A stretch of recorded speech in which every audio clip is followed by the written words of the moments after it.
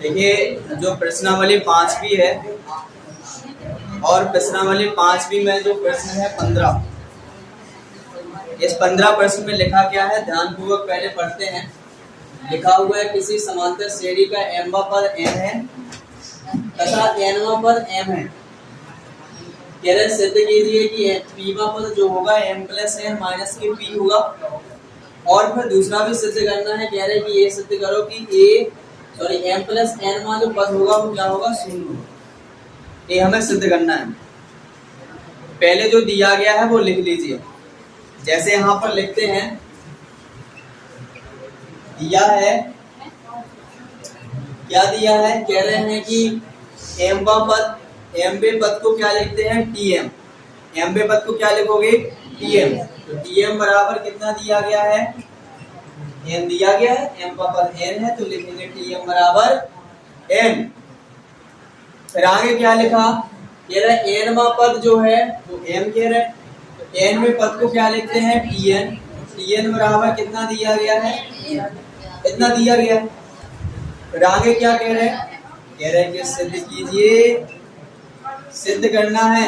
सिद्ध क्या करना है, नंबर 1 सिद्ध में कह रहा है जो पीवां पद है, पीवें पद को क्या लिखोगे टीपी, क्या लिखोगे टीपी, यानी टी ऑफ पी लिखोगे। बराबर सिद्ध करना कितना, कह रहे हैं m प्लस के n माइनस के p होगा, ये सिद्ध करना है।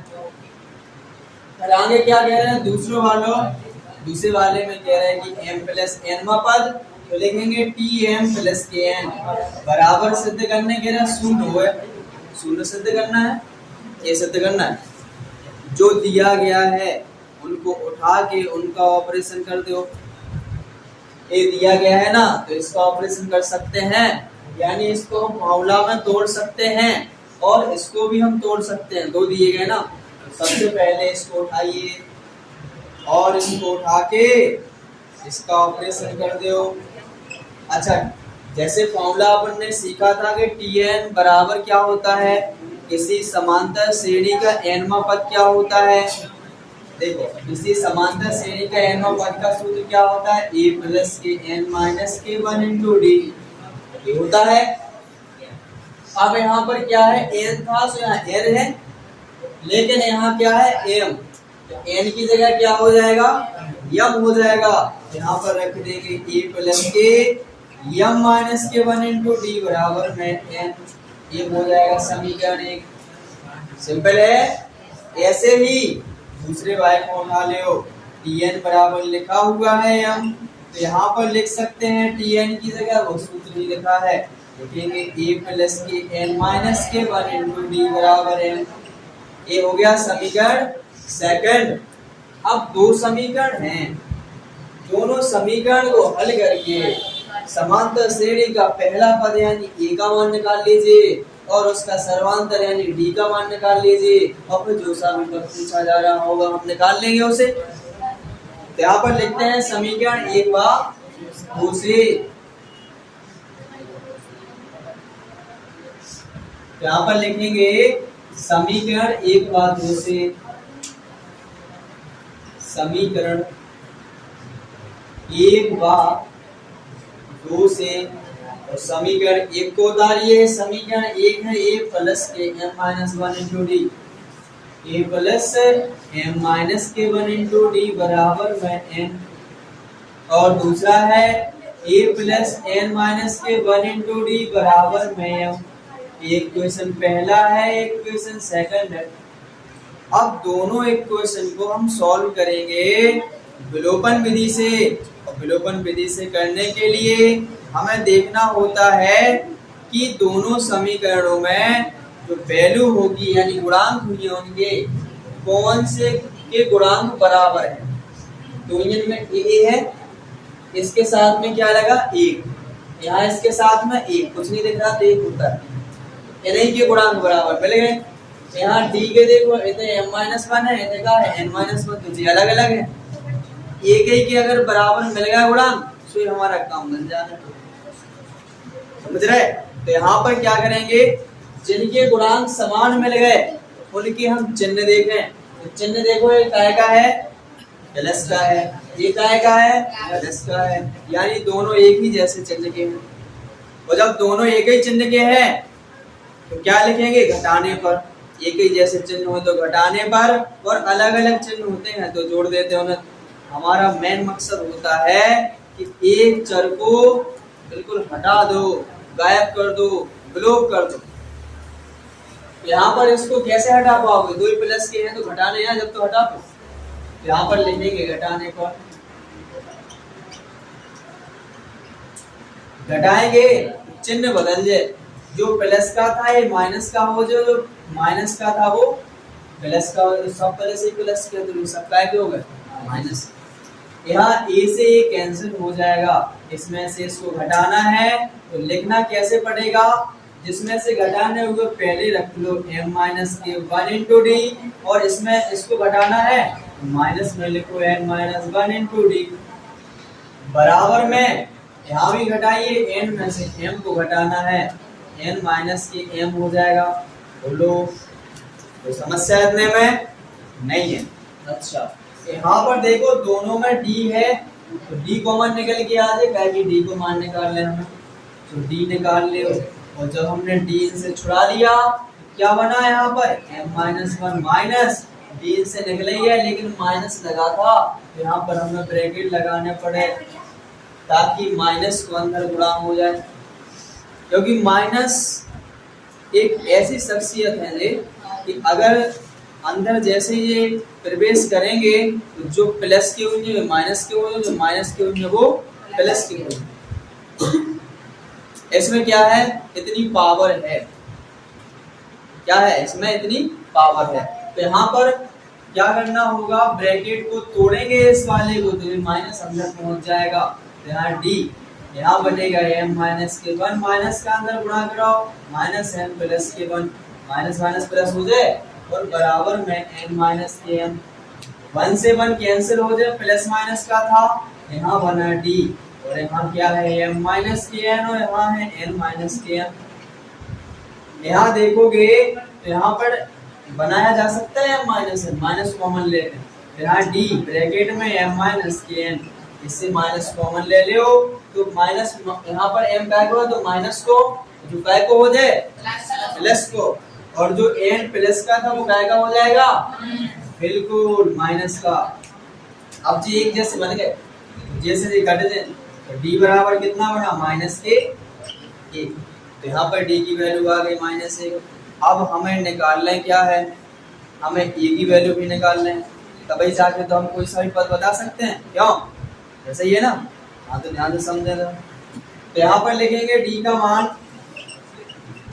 का मान समीकरण 1 में रखने पर, समीकरण 1 में रखने पर, और समीकरण 1 क्या है?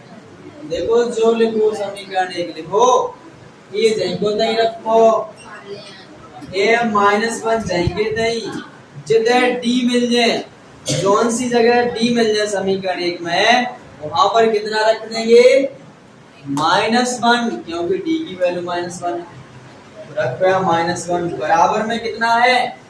बराबर में है n, लिख दीजिए।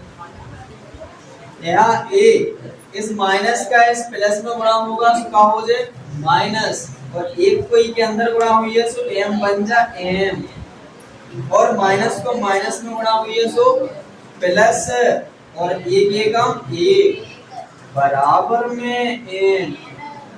अब देखना ध्यान से, a की वैल्यू निकालना है तो a को यहीं छोड़ दो, बाकी को उस तरफ ले जाओ, e बराबर में हो जाए n, जे उस तरफ ले जाओ सो हो जाए प्लस को m, तो जो 1 ले जा रहा है उस तरफ तो हो जाएगा माइनस का।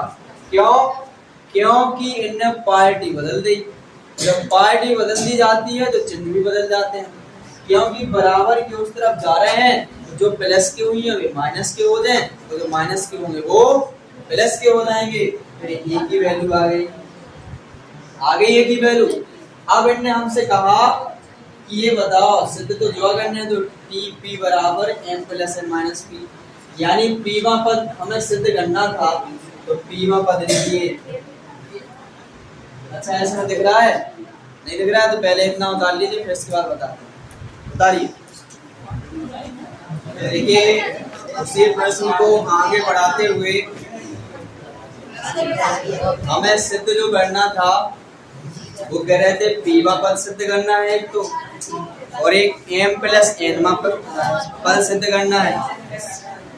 उसमें पीछे लिखा था कि टी ऑफ पी बराबर सिद्ध करना है m प्लस के n माइनस के p, और एक सिद्ध करना था T of m plus n बराबर 0, ये सिद्ध करना था। तो अभी वो सिद्ध तो वो नहीं है, हमने केवल अभी श्रेणी का प्रथम पद निकाला और उसका सार्वंतर निकाला। अब प्रथम पद आ गया और सार्वंतर आ गया तो हमसे कौन सा भी पद पूछने में भी हम बता देंगे। देखिए तो यहाँ पर हम पहले निकालेंगे पीवा पद। तो पीवा पद मतलब T of P, T of P बराबर क्या होगा, एन की जगह पी हो जाए, एन की जगह पी हो जाए ना, ध्यान रखोगे ए प्लस के पी माइनस के 1 इंटू डी, यही रहेगा।